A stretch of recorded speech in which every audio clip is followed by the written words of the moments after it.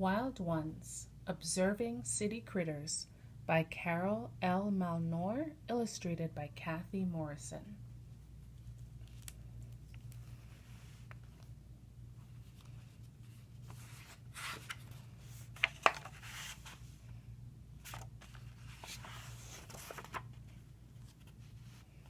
Nature is all around us, even in the city.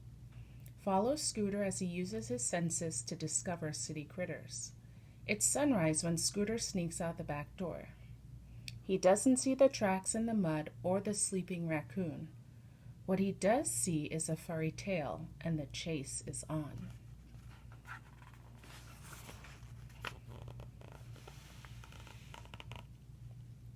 The squirrel scurries up a tree and scolds Scooter from a safe perch. Scooter ignores the squirrel and keeps running. He doesn't notice the mother opossum curled up with her babies underneath the shed. But he does notice a loud noise.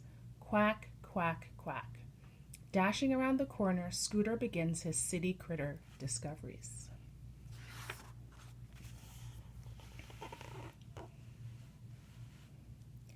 A mother mallard quack, quack, quacks to her ducklings. She's telling them it's time to leave their nest on the ledge. One by one, they fearlessly jump. A passerby gives each one a soft landing. Scooter isn't aware of the pigeon feathers floating through the air, or the falcon flying away with a bird breakfast in its talons. But he soon becomes aware of an unfamiliar sound. He scampers off to discover what it is.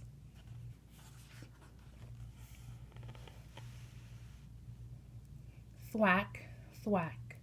A beaver slaps a warning with its tail and slips under the water. Scooter doesn't know there are hundreds of bats asleep under the bridge, but he does know that a gull carrying a bag is very strange. He trots off to investigate.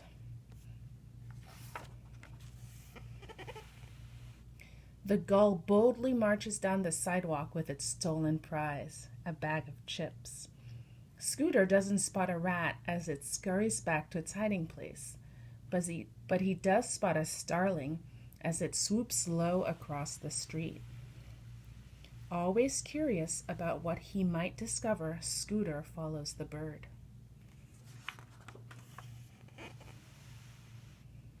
Starlings are the darlings of fast food parking lots where they gobble up dropped French fries. Scooter scrounges for something to eat too. He doesn't detect the hairy legs of the giant spider that hitchhiked from South America in a banana box. But after his snack, he does detect movement in a clump of weeds. He wanders over to check it out.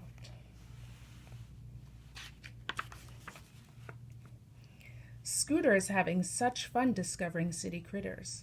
But meanwhile, his family is worried. Tap, tap, tap, they post signs. Tap, tap, tap, a woodpecker replies. The kids completely miss the huge swarm of ants crawling out of a crack in the sidewalk. They can't miss the crows taking a puddle bath. Scooter keenly watches a snake slithering through the weeds of a vacant lot. But, oh no, he should be watching that dog catcher.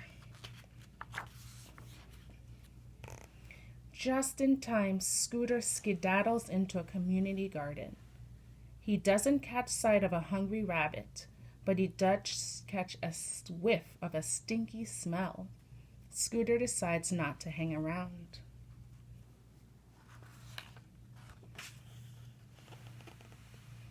What luck! He finds a stick. Scooter settles down to give it a good chew. He doesn't look up to see the hawk's nest it fell from until poop plops on his head. That darn bird, so he does look for somewhere else to go.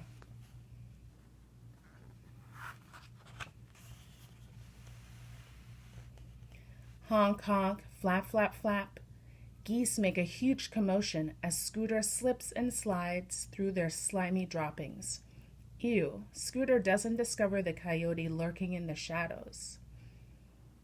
But he does discover a pile of something under an oak tree.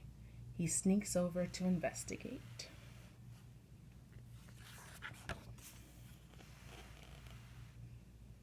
Underneath an owl's favorite roosting spot, Scooter sniffs a pile of pellets, the coughed-up bones and fur of the owl's prey. He doesn't hear the fox kits quietly yip yip yipping, but when he hears an owl loudly hooing, Scooter realizes it's almost dark, and he makes a beeline for home. Scooter doesn't see the bat swooping through the sky, or the opossum walking across the fence with babies on her back, or the raccoons cooling off in the wading pool. But he does see his family, and that's the very best discovery of all. And that's the end of Wild Ones, Observing City Critters by Carol L. Malnor, illustrated by Kathy Morrison. And thank you to Dawn Publications for a copy of this book for the Washington Square Eco Projects Nature Books Library. And I'm going to say the illustrator's name correctly, illustrated by Kathy Morrison. Thank you.